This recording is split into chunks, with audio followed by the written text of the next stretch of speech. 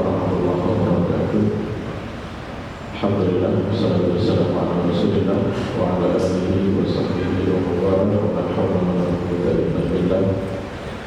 Tauhidan ta'ala wa ta'ala wa ibadah wa istibadah wa hasanatan masjid kita billahi wa sadaqi rasulillah wa du'a ala kuda wa kadhalika al-khalq wa a'adhihi wa qurbihi wa sawabihi subhanahu wa ta'ala. Allahumma la sahla illa ma ja'altahu sahla wa anta taj'alul husna idza shi'ta sahla wa la aqibata lil muttaqin wa la udwana illa 'alal zalimin. Amma ba'du. Qala rabbi sadri wa yassir li amri wa hlul 'uqdatam min lisani yafqahu qawli. Amma ba'du. Bapak Ibu kaum muslimin dan muslimat rahimakumullah. Alhamdulillah kita berdoa kepada Allah Subhanahu wa taala. Insyaallah masih melanjutkan dari sirah kita pada pembahasan kitab akhir daripada kehidupan Sayyidina Umar bin Khattab dan terpilihnya Sayyidina Utsman bin Affan sebagai seorang khalifah. Bapak Ibu kaum muslimin dan muslimat rahimakumullah, setelah 10 tahun Sayyidina Umar menjadi seorang khalifah, banyak sekali gebrakan-gebrakan yang dilakukan oleh Sayyidina Umar pada berbagai bidang yang sudah kita sampaikan pada pertemuan yang lalu, dan bahkan masih banyak gebrakan yang dilakukan oleh Sayyidina Umar itu yang menginspirasi pemerintahan-pemerintahan setelahnya, bahkan sampai di zaman modern saat ini. Namun tentunya setiap manusia pasti akan ada akhirnya. Sayyidina Umar bin Khattab radhiyallahu anhu pada tahun ke-10 dari kepemimpinannya menghadapi satu kasus yang cukup simpel sebenarnya, yaitu pertikaian antara seorang budak dengan tuannya, dan budaknya ini dipanggil dengan panggilan Abu Lu'lu'ah, di mana sebenarnya awalnya Abu Lu'lu'ah ini mengajukan kepada tuannya pembebasan dengan cara mencicil. Jadi ia memiliki kemampuan untuk membuat sesuatu atau keahlian yang cukup digemari oleh masyarakat pada masa itu, sehingga dari kemampuannya tersebut dapat mengumpulkan cukup banyak harta. Maka ia kemudian mengajukan kepada tuannya untuk bisa menebus dirinya dengan cara yang disebut kalau dalam syariat fikih itu sebenarnya istilah budak mukati. Jadi ada jeda di waktu diberikan kepada budak tersebut untuk bekerja, yang mana penghasilannya itu dibagi dua, satu untuk tuannya, satu untuk dia tabung untuk menebus harganya. Nah kemudian setelah beberapa waktu terjadi perselisihan antara tuan Abu Lu'lu'ah ini dengan Abu Lu'lu'ah, di mana kemudian mereka mengadukan hal tersebut kepada Sayyidina Umar bin Khattab. Namun kemudian karena berbagai pertimbangan, ternyata dakwaan Abu Lu'lu'ah ini dimentahkan oleh Sayyidina Umar dan tuntutan diserahkan kepada majikannya. Nah ternyata hal ini membuat Abu Lu'lu'ah ini marah dan dendam kepada Sayyidina Umar bin Khattab, sehingga tepat di waktu sholat subuh beliau datang dengan membawa pisau, membawa pedang, lalu kemudian menusuk Sayyidina Umar bin Khattab radhiyallahu anhu dengan beberapa tusukan, di mana saat itu posisi Sayyidina Umar sedang mengimami sholat. Lalu kemudian Abu Lu'lu'ah ini tertangkap dan Sayyidina Umar pun dibawa menuju ke kediaman beliau. Namun Sayyidina Umar ini tidak tewas di tempat. Beliau masih bertahan dengan luka-lukanya. Akan tetapi firasat Sayyidina Umar mengatakan bahwasanya ini adalah akhir daripada kehidupannya. Maka Sayyidina Umar kemudian memanggil beberapa orang sahabat, yaitu Utsman bin Affan, Ali bin Abi Thalib, Talha bin Ubaidillah, Zubair bin Awwam, Sa'ad bin Abi Waqqas, Abdurrahman bin Auf, dan Abdullah bin Umar bin Khattab. Jadi ketujuh orang ini dipanggil oleh Umar bin Khattab dan dipandang sebagai calon terbaik dari para sahabat senior yang akan menjadi penerus beliau. Namun terkhusus untuk Abdullah bin Umar bin Khattab, anaknya Umar berpesan bahwasanya anak keturunan Umar bin Khattab itu tidak boleh ditunjuk, hanya boleh memberikan suara. Jadi Umar itu sempat mengatakan cukup Umar saja yang diuji dengan kekuasaan. Maka pada saat pemilihan tersebut sebenarnya sudah ada desas-desus, sudah ada dukungan-dukungan yang ingin menjadikan Abdullah bin Umar menjadi khalifah penerus daripada Umar. Namun pintu ini ditutup oleh Umar. Dia mengatakan cukup Umar saja. Maka otomatis jumlah yang dipanggil tadi ada 7, digugurkan 1, yaitu Abdullah bin Umar, sehingga berubah menjadi 6 calon. Ada 6 calon yang akan saling menunjuk. Jadi diadakan pemilihan di antara 6 orang calon ini. Siapa yang suaranya terbanyak akan dicalonkan sebagai pengganti Umar bin Khattab, yaitu sebagai khalifah ketiga. Dan itu akan dilakukan setelah Umar dinyatakan wafat. Maka setelah terbentuk komite ini, beberapa hari kemudian Umar bin Khattab mata syahidan, wafat dalam keadaan kondisi syahid karena luka yang dilakukan oleh Abu Lu'lu' tadi. Maka berkumpullah ke tim ini di rumah Al-Musawwir bin Mukhramah. Yang kumpul pada saat itu hampir keseluruhannya kumpul kecuali Talha.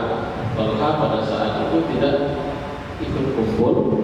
Nah, ternyata di dalam rumah ini berarti calonnya tinggal 5 orang. 5 orang ini kemudian bermusyawarah dan Abdullah bin Umar sebagai sekretarisnya yang mencatat dan mengambil mengambil suara. Ternyata sempat terjadi dialog yang cukup panas di antara calon-calon ini, namun tidak sampai melebar karena diredam oleh Abdurrahman bin Auf. Katakan ini bukan jabatan kehormatan, ini adalah jabatan khalifah yang akan meneruskan perjuangan Rasulullah SAW.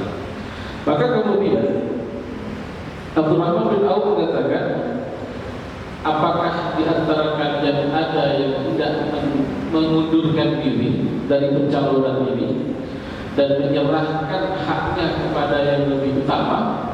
Maka kemudian Abdurrahman bin Auf mengatakan, aku mengundurkan diri dari pencalonan. Maka tadi Abdullah bin Umar tidak memiliki hak dipilih, hanya boleh memilih. Lalu kemudian Abdurrahman bin Auf mengundurkan diri dari haknya yang untuk menjadi yang terpilih, berubah menjadi yang hanya memilih. Lalu kemudian Talha yang tidak hadir, maka tersisalah pada saat itu 3 orang calon yang akan maju untuk dipilih oleh kandidat yang tadi yang sudah mengundurkan diri. Siapa di antara mereka yang akan terpilih?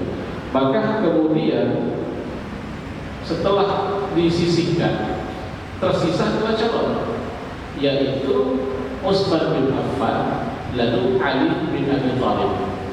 2 orang calon ini kemudian dibawa ke Nabawi, yang dimana kaum muslimin pada saat itu sudah menunggu kabar siapa yang terpilih sebagai khalifah, baik Muhajirin dan Ansar pada saat itu menunggu siapa kira-kira yang akan terpilih. Maka pada saat itu Abdurrahman bin Auf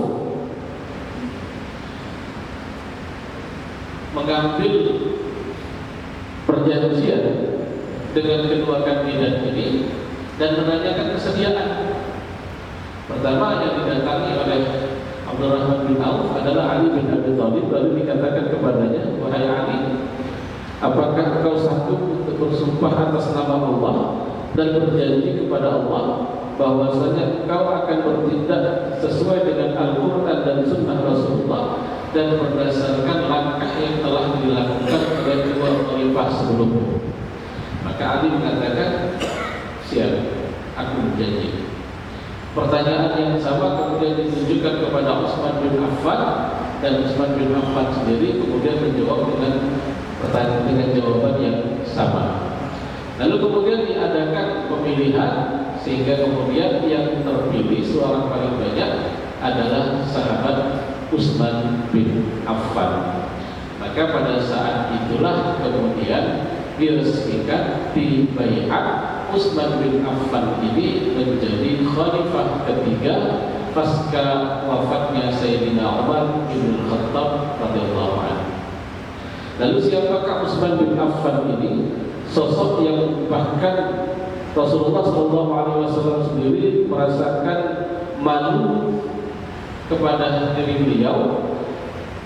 Ternyata Utsman bin Affan ini bukanlah keluarga jauh dari Rasulullah SAW.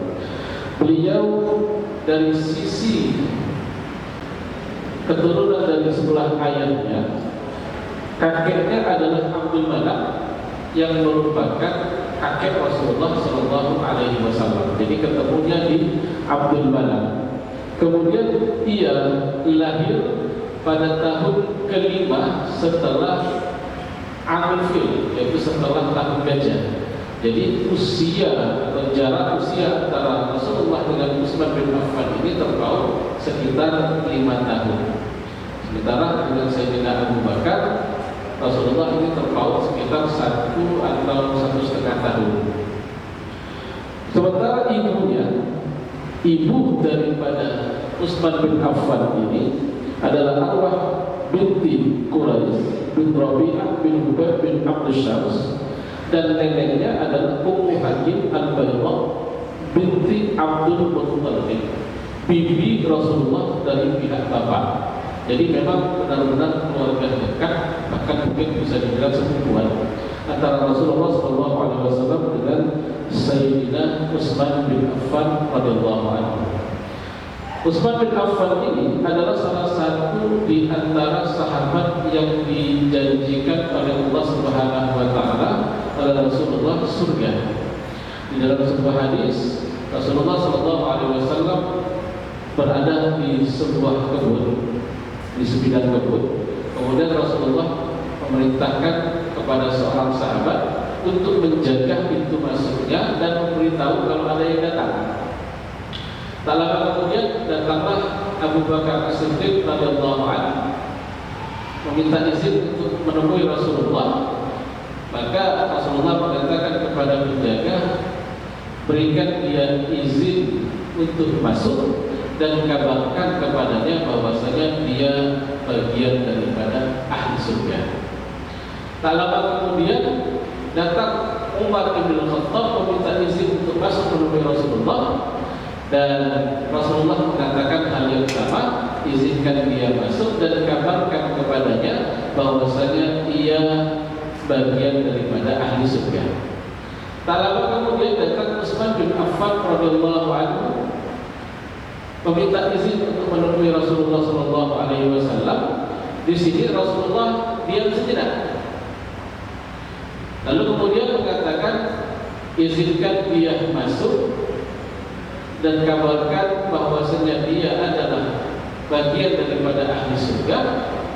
Hanya saja dia akan diuji dengan bencana yang cukup keras. Dan ini Rasulullah seakan-akan mengabari fitnah yang akan menimpa Utsman bin Affan di akhir kehidupan beliau.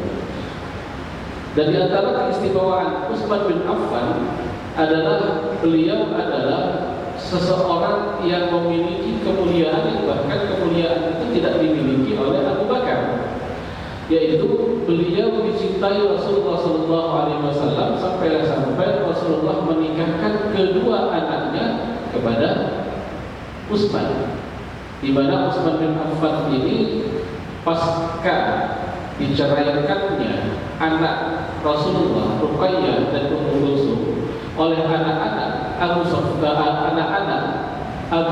Abu Lahab, maka pada saat itu Utsman bin Affan mendatangi Rasulullah SAW melamar Sayyidah Ruqayyah.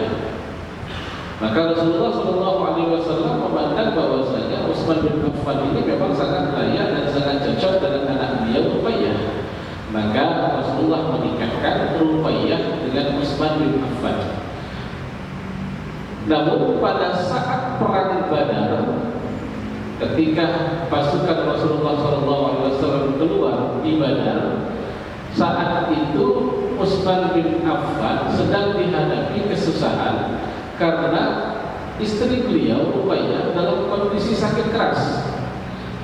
Di satu sisi ia ingin menemani Rasulullah untuk hadir dalam peristiwa Badar, di sisi lain ia sekarang dihadapi kondisi istrinya yang sedang kurang sehat.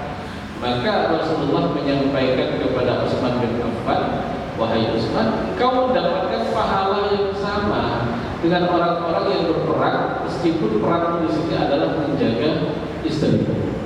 Maka kemudian pada saat Rasulullah selesai perang Badar, ternyata pada saat perang Badar berlangsung, Allah Subhanahu wa taala mengambil ruh daripada Ruqayyah dan Ruqayyah pun meninggal dunia. Setelah Ruqayyah meninggal, Rasulullah kemudian menikahkan lagi dengan anaknya yang ketiga, yaitu Ummu Kulsum, kepada Utsman bin Affan. Namun lagi-lagi Ummu Kulsum ini Allah Subhanahu wa taala takdirkan tidak berusia lanjut, sehingga kemudian Ummu Kulsum ini juga wafat. Maka saat itu Rasulullah mengatakan, wahai Utsman, seandainya aku masih memiliki anak perempuan lain yang masih belum menikah, maka tentu akan aku nikahkan dia dengan engkau. Ini menunjukkan bagaimana Rasulullah SAW itu sangat sayang, sangat kasih dengan Utsman bin Affan.